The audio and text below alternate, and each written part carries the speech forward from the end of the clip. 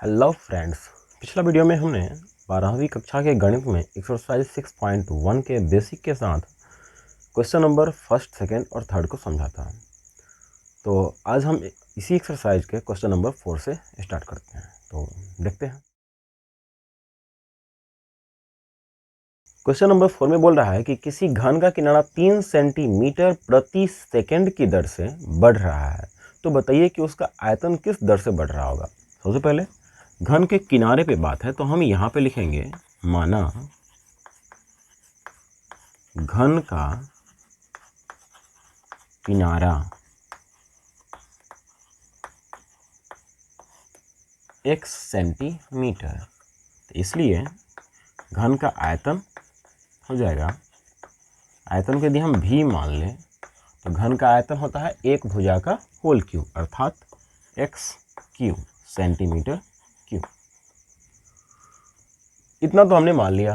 प्रश्न आपका बोला था कि यदि आयतन किनारा यदि 3 सेंटीमीटर प्रति सेकंड की दर से बढ़ रहा है, अर्थात ये आपका प्रश्न कह रहा है, प्रश्न से डिफरेंशिएशन ऑफ x, किनारा में परिवर्तन, किनारा को हमने x माना है तो x में परिवर्तन कितना से होगा 3 सेंटीमीटर प्रति सेकेंड।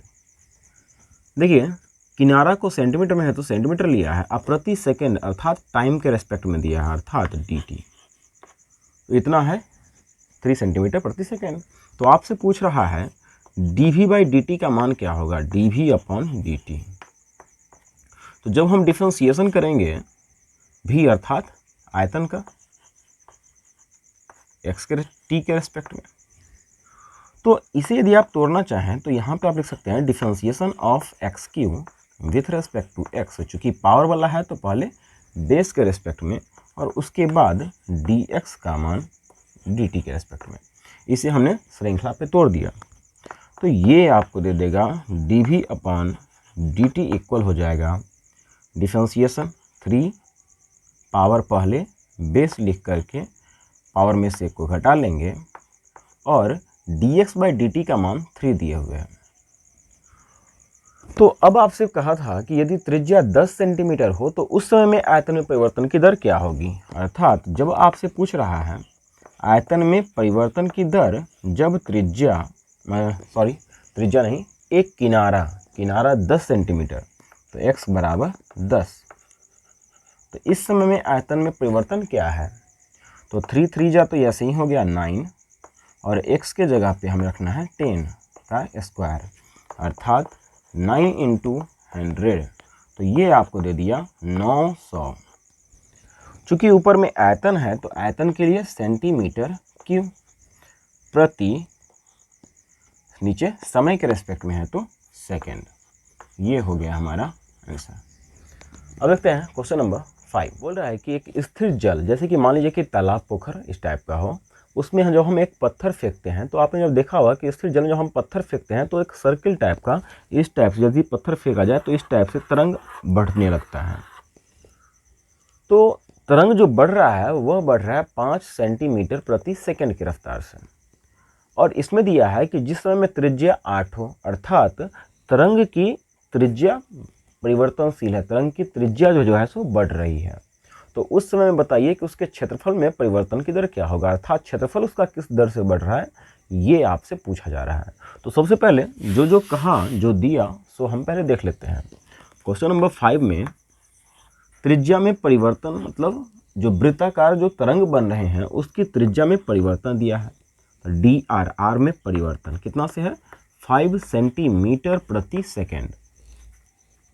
तो चूंकि यहाँ पे परिवर्तन समय के रेस्पेक्ट में है इसलिए इसमें लगाएंगे dt। ये आपको क्वेश्चन में दे दिया है, इसके लिए सबसे पहले हम यहाँ पे मान लेंगे, माना वृत्ताकार तरंग की त्रिज्या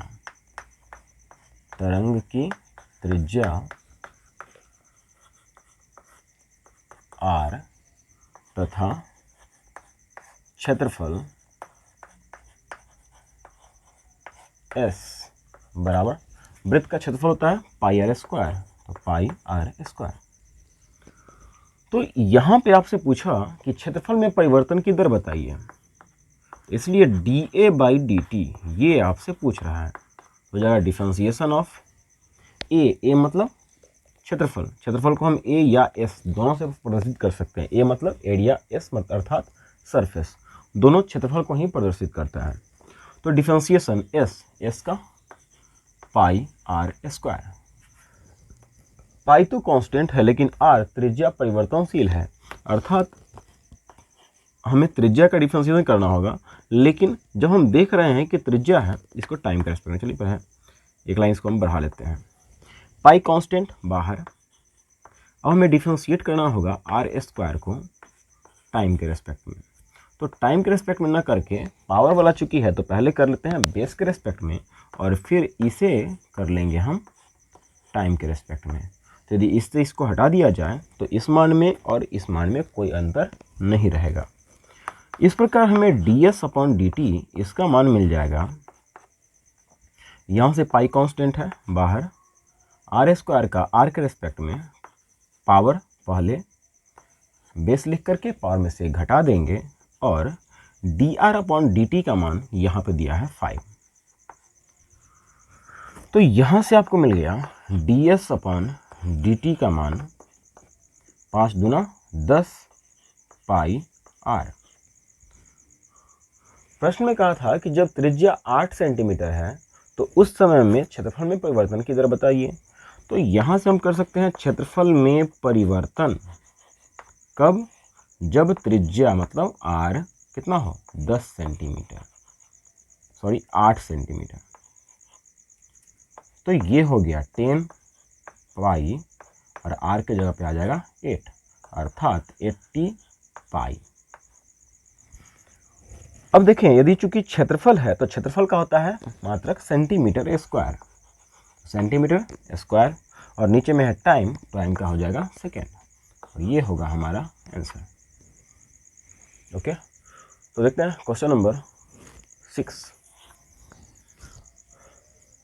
क्वेश्चन नंबर 6 में बोल रहा है कि यदि किसी वृत्त की त्रिज्या 0.7 सेंटीमीटर प्रति सेकंड की दर से यदि बढ़ रहा है तो बताइए कि उसका परिधि जो होगा वह किस दर से बढ़ेगा। देखते हैं। सबसे पहले तो माना वृत्त की त्रिज्या इक्वल, त्रिज्या को मान लेते हैं आर, और परिधि होता है सर्कमफ्रेंस, तो इसे मान लेते हैं सी, और वृत्त की परिधि का फॉर्मूला होता है 2 पाई आर। इसको हम सेंटीमीटर में ही ले रहे हैं, सेंटीमीटर। प्रश्न आपका बोला था यदि इसकी त्रिज्या जो परिवर्तनशील है वह त्रिज्या बदल रहा है 0.7 सेंटीमीटर प्रति सेकेंड, सेंटीमीटर त्रिज्या के लिए, सेकेंड टाइम के लिए, टाइम के रेस्पेक्ट में। तो आपसे पूछा था कि इस परिधि में परिवर्तन की दर बताइए, dc/dt का मान आपसे पूछा जा रहा है। तो डिफरेंशिएशन c अर्थात 2 pi r with respect to t, तो ये आपको दे देगा 2 पाई तो कांस्टेंट है बाहर, और r का डिफरेंशिएशन अर्थात dr/dt, तो ये आपको दे दिया 2 पाई इंटू dr/dt का मान प्रश्न में दिया था 0.7, तो यहाँ पे हम डाल देंगे 0.7। यदि हम दोनों को मल्टीप्लाई कर दें तो हो जाएगा 7 दूना 14 अर्थात 1.4 पाई। परिधि है तो परिधि के लिए सेंटीमीटर, प्रति समय है तो समय के लिए सेकेंड, और ये हो जाएगा हमारा आंसर। अब देखते हैं क्वेश्चन नंबर 7। क्वेश्चन नंबर 7 बोल रहा है कि एक आयत की लंबाई है x। प्रश्न में जो दिया है सो पहले लिख लेते हैं। आयत की लंबाई x 5 सेंटीमीटर प्रति मिनट की दर से घट रही है, तो इसमें परिवर्तन हो रहा है कितना, dx/dt। घटने की बात कहा, घटना मतलब माइनस में 5 सेंटीमीटर प्रति सेकेंड,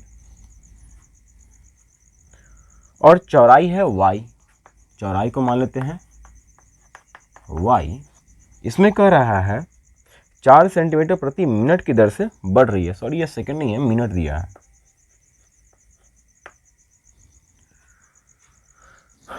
तो dy/dt इसके बारे में कहा ये 4 सेंटीमीटर प्रति मिनट की दर से बढ़ रही है। तब पूछा गया है पहला प्रश्न, जब x बराबर, इसमें दे दिया है x इक्वल 8 और y इक्वल 6 हो तो उस स्थिति में बताइए। पहला प्रश्न है परिमाप में परिवर्तन और दूसरा है क्षेत्रफल में परिवर्तन। तो यहाँ पे परिमाप में परिवर्तन पूछा, अर्थात डिफरेंशिएशन ऑफ परिमाप। परिमाप होता है पेरीमीटर, तो इसलिए हम इसको सूचित करते हैं dp बाई dt। ये आपसे पूछ रहा है पहला प्रश्न। और दूसरा प्रश्न पूछा है डिफरेंशिएशन ऑफ क्षेत्रफल में परिवर्तन, अर्थात s dt। ये दो प्रश्न आपसे पूछे गए हैं। तो सबसे पहले हम बाय बाय से दोनों को सॉल्व करते हैं, देखते हैं। dp बाई dt अर्थात डिफरेंशिएशन ऑफ पेरीमीटर, और आयत का परिमाप होता है, आयत है तो आयत का परिमाप होता है 2 इंटू लंबाई अर्थात x प्लस चौड़ाई विथ रेस्पेक्ट टू t। जब इसे हम सॉल्व करें तो हमें मिलेगा 2 कांस्टेंट बाहर, x के लिए dx upon dt plus y के लिए dy अपॉन dt। तो यहाँ से आपको मिल गया dp बाई dt का मान 2 है तो 2, और dx बाई dt का मान क्वेश्चन में दिया था -5 प्लस dy बाई dt का मान है 4। तो इसे यदि हम सॉल्व करें तो हमें मिलेगा 2 इंटू -1 अर्थात -2 पेरीमीटर है तो परिमाप के लिए सेंटीमीटर प्रति समय है तो समय के लिए प्रश्न में दिया था मिनट, अर्थात यहाँ भी हम लेंगे मिनट, और ये होगा हमारा आंसर। उसी प्रकार जब क्षेत्रफल के बारे में पूछा है तो आयत का क्षेत्रफल होता है लंबाई गुना चौड़ाई, तो लंबाई है x, चौड़ाई है y।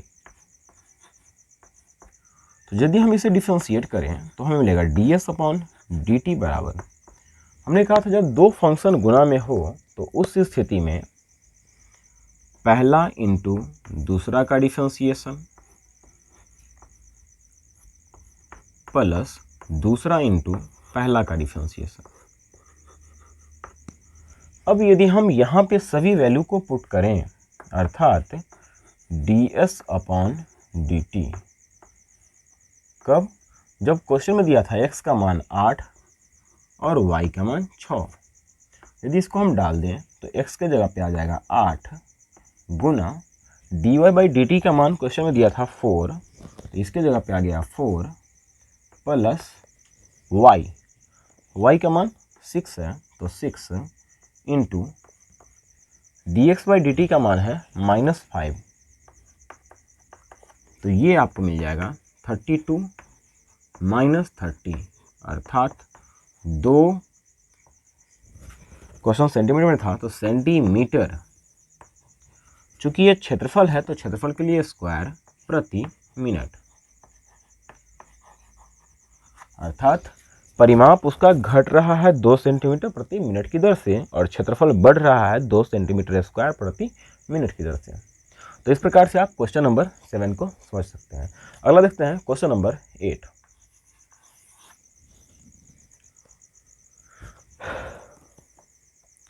क्वेश्चन नंबर 8 में बोल रहा है कि एक गुब्बारा जो सदैव गोलाकार रहता है, गोलाकार गुब्बारा है, एक पंप द्वारा उसमें हवा भरा जा रहा है 900 सेंटीमीटर क्यूब प्रति सेकेंड की दर से।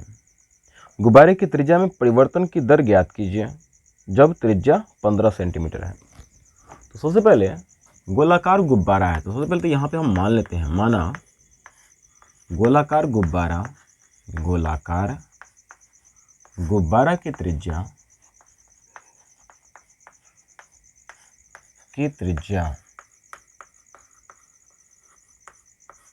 r